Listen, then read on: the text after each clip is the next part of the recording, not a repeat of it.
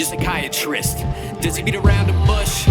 What's he prescribing you? Lexapro, Xanax, it barely lets you function, but you can at least manage a dose to dull the panic. But now you never smile. The kids can't get you to play, so they feel like they're on trial. What's up, everybody? I'm Skullz, and today we're reacting to 46 and 2, but we're also going to be listening to Useful Idiot leading into it. I'm going to listen to them together because I was told that some of these intermissions more lead into songs or are outros to the songs. And yeah, H I've been listening to a lot. It's hard to say if it's my favorite song, but it was definitely the biggest surprise on the album so far. Like I said, it started so gritty and then it kind of died out and became something very smooth and relaxing and soothing. And throughout the song, it was kind of this tug of war between aggression and finding peace or finding your center. And I gotta say that it's just really incredible how well the narrative and the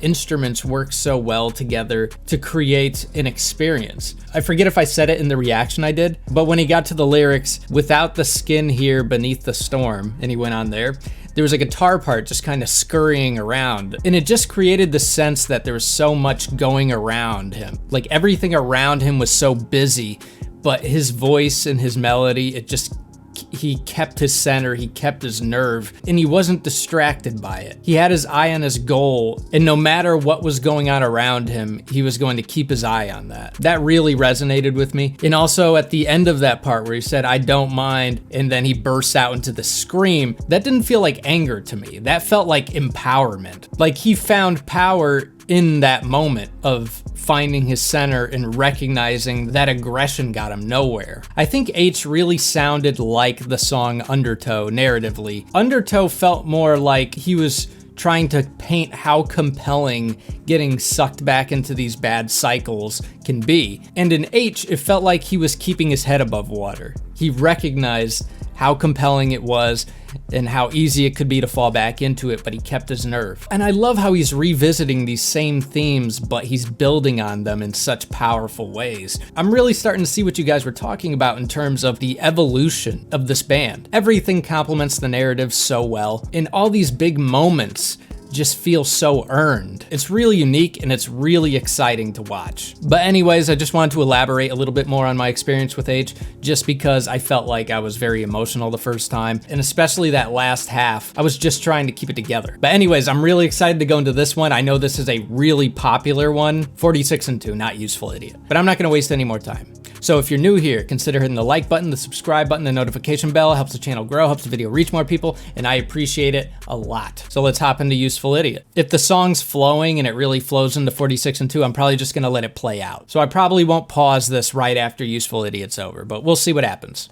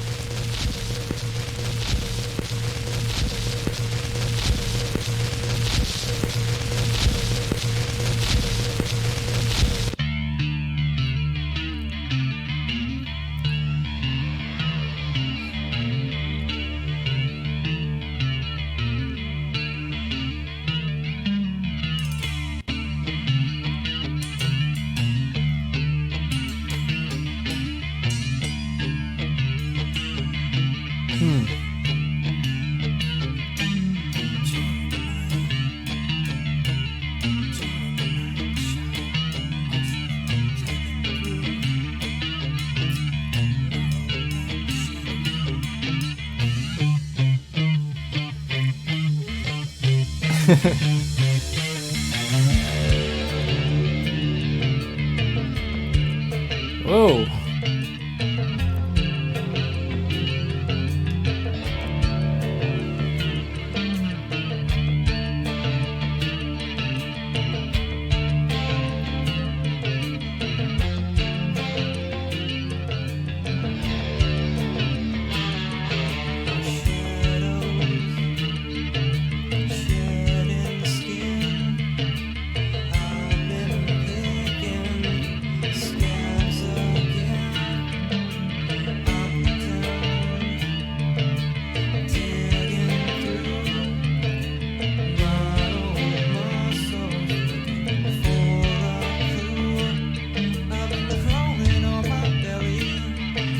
This album is just getting so much more melodic sounding, and it's jarring because like Eulogy and Stinkfist have aspects of that in there where it's just things are just more melodic than Undertow, but especially with H in this one, it's so much more calm and melodic. All right, so the lyrics, the intro is join in my child and listen, digging through my old numb shadow. Ooh, yeah, see, my child, like that even makes me think H is even more about having a kid. And it sounds like he wants to help his child avoid the turmoil that he dealt with most of his life. And then the first verse is, my shadow's shedding skin. I've been picking scabs again. I'm down, digging through my old muscles, looking for a clue.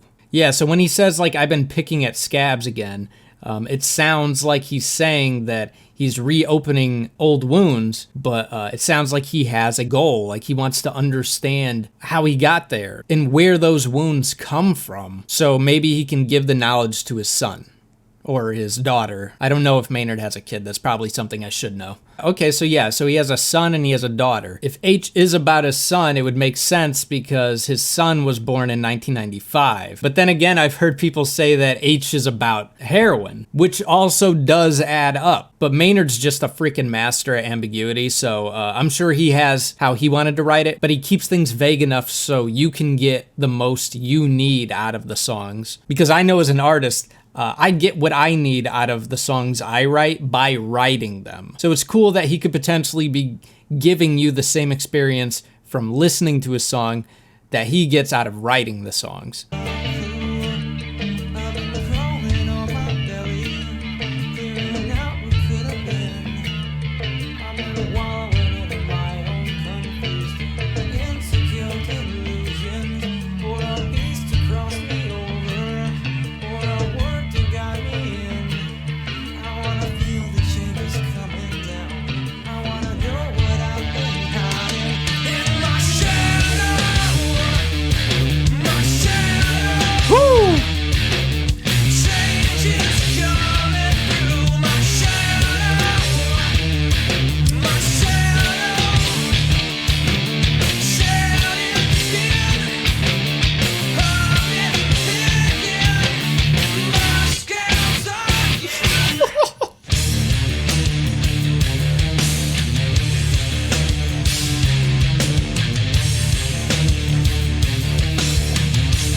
Bro, is it just me, or does this song sound a little bit like Flood, like that last half, like in terms of the guitar work and everything? This sort of feels like another juxtaposition to Undertow, but it's such a cool evolution of it. All right, the lyrics. I've been crawling on my belly, clearing out what could have been. I've been wallowing in my own confused and insecure delusions, for a piece to cross me over, or a word to guide me in. I want to feel the changes coming down. I want to know what I've been hiding. Ooh, I love that. I love that line. I want to know what I've been hiding. And man, doesn't that feel like the truth, man? It's like we don't know what we're capable of, and it's like we're hiding it from ourselves. We don't know how to get it. We don't know how to access it. And the sad truth is we usually only see our potential through our stress response. I keep making references to working out, but it's just so relevant here because I believe the mind works in a very similar way. The body works and the muscular system works. And strength training is not good for you. You're literally causing little micro tears in your muscles. So the working out itself is not good for you. It's the stress response. It's the way your body responds to the stress of working out that is good for you. And I feel like the mind works in a very similar way. We're in this constant cycle of breaking down and repairing. I also really like, I've been crawling on my belly, clearing out what could have been. See, that sounds like acceptance to me. Like he no longer wants to dwell on things to a negative effect. I mean, the next line he says, I've been wallowing in my own confused and insecure delusions. But again, it sounds like he has the intent to fix it. But like I was saying, this just feels so earned. And it's exciting, and I'm also just happy that he's finding a better way to look at these issues and deal with his past and create a better experience for his child. Now the chorus, in my shadow, change is coming through. My shadow, shedding skin. I've been picking my scabs again. Yeah, see, when he says shadow, it just makes me think of his son. I mean, in a lot of ways, there's no detail in your shadow. It's a silhouette. It's a blank canvas. And yeah, it's like he's sitting there and he's trying to figure out how do I want to raise this kid? How can I really do this child justice? And to do that, I have to look at myself and see what went wrong. Was it the things that were done to me? Was it the way that I reacted to the things done to me? Where did I go wrong? Where did others go wrong? And I have to be honest with myself if I'm gonna really help this kid.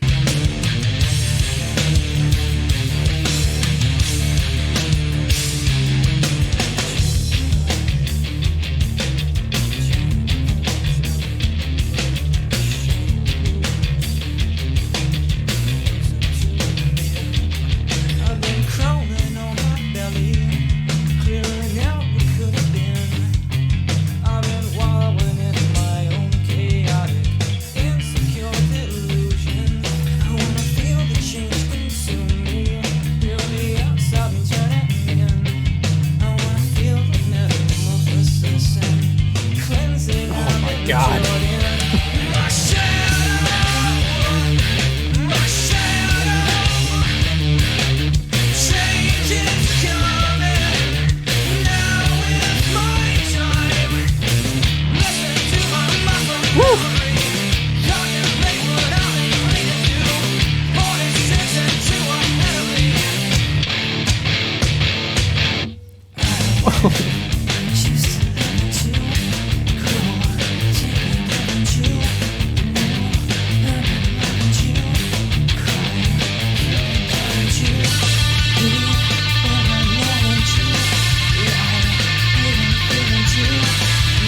Oh, that bass.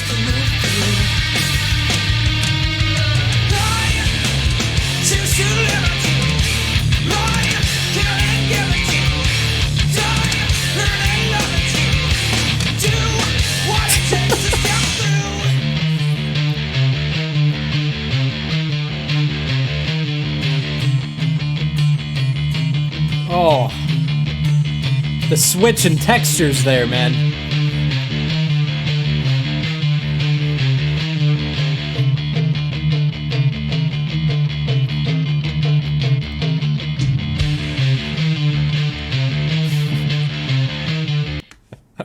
All right. This is so good right off the bat. All right, so let's continue the lyrics. Join in my child, my shadows closer to meaning. Yeah, see, again, he's finding hope. He's finding meaning in his child. And maybe that's why he was so angry in Undertow. It seemed like there was bad things that happened to Maynard, and he didn't see any meaning for it. And when he had his child, it gave him meaning. It was like a second chance to right the wrongs that were wrong towards him. It's like he broke the cycle. The lyrics continue. I've been crawling on my belly, clearing out what could have been.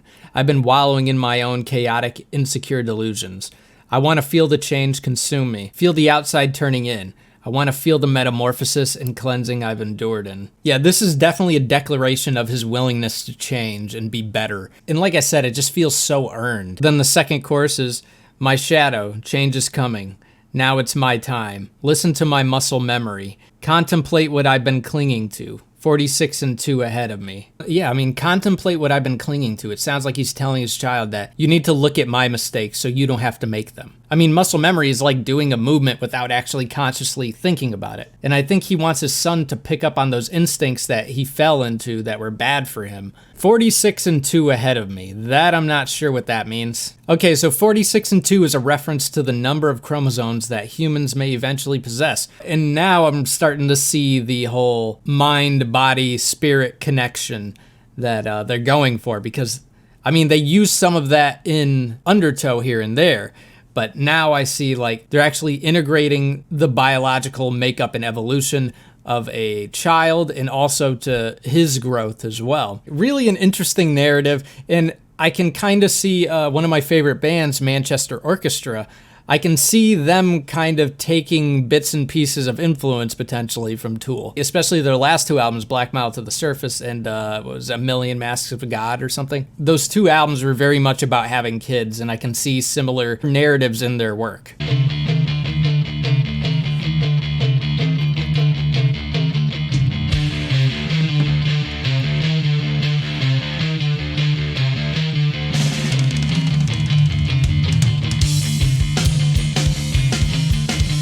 Okay, Danny.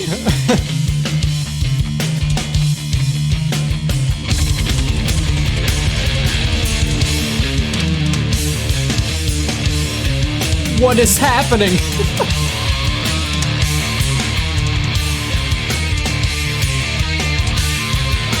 Oh.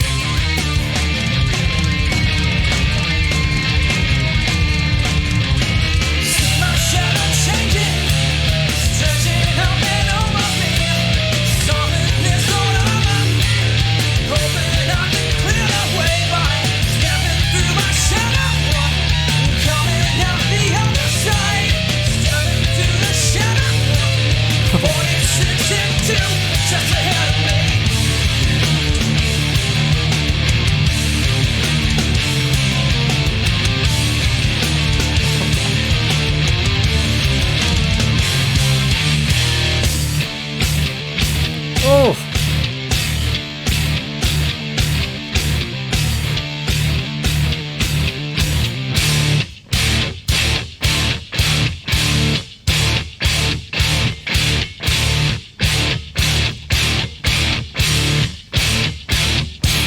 So yeah, that whole middle section where it went wild, again, that reminded me of the Flood a little bit. At the beginning of Flood, there was absolutely no structure. It was kind of all over the place and unpredictable. But this, it felt like the whole song was just out of control. It was chaos. And it's like the band was representing Maynard wrestling with the chaos within himself and then taming it. Really, really cool way of conveying that. All right, so the bridge. I choose to live and to grow, take and give and to move, learn and love and to cry, kill and die and to be, paranoid and to lie, hate and fear and to do what it takes to move through.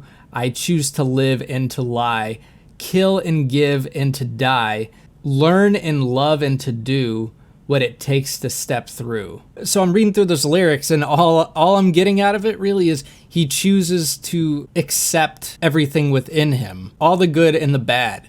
And he's willing to roll with it, and maybe he's hoping he can do something good with that. Because, I mean, we are who we are, and if we can just accept ourselves, that's when we can start benefiting ourselves. Because I feel like so many of us reject the things we don't like about ourselves. And it sounds like this is him accepting all the ugliness within him and finally being fair to himself. Okay, the lyrics continue.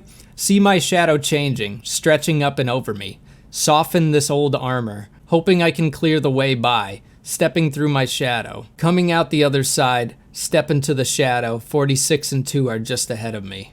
Oh man, another emotional one. Yeah, so when he says, like, I see my shadow changing, stretching up and over me, sounds like he's imagining his son growing up. And then soften this old armor, sounds like he's basically, his son has brought down his defenses. And then hoping I can clear the way by stepping through my shadow. Sounds like he's saying that maybe I can get out of my own way through my child. That really gives me the vibe that this is like a second chance for him to change himself. But it's like he didn't like himself so much that he needed someone else to give him the push to do it, because he wasn't enough of a reason. He wasn't treating himself like someone who deserved anything good in his life. But now he feels like, oh, I have to be good. I have to be good for my son. Yeah, that was another great song. That felt like the peak of evolution on this album. Now, I could be wrong. I could be completely wrong. I don't know. But I mean, he was literally talking about how many chromosomes are in the body, and he was talking about evolving and declaring his evolution. It's so funny how each song just feels so